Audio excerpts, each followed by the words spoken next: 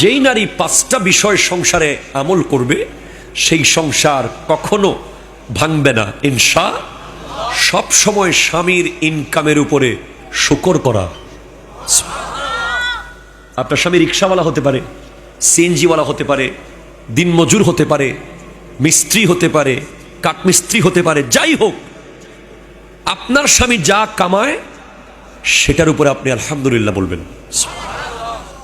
দুই, স্বামীকে অন্য কারো স্বামীর সাথে তুলনা না করা। কথা বলেন না, অনেক সময় বলে না অমুকে বিদেশ থেকে এটা আনছে, অমুকে এটাও তার বিবিকে কিনে দিয়েছে। এই ধরনের কোনো কথা স্বামীকে বলা যাবে, বলতে হবে আপনি সেরা। তিন, স্বামীর চাকরি চলে গেলে, ব্যবসা লস হয়ে গেলে, ইনকাম বন্ধ হয়ে গেলে তাকে আগের চেয়ে আরো বেশি মোহব্বত করা।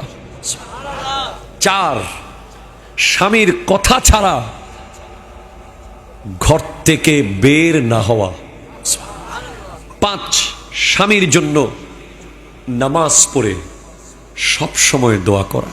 ছয়, স্বামীর সামনে সুন্দর করে সেজে আসা।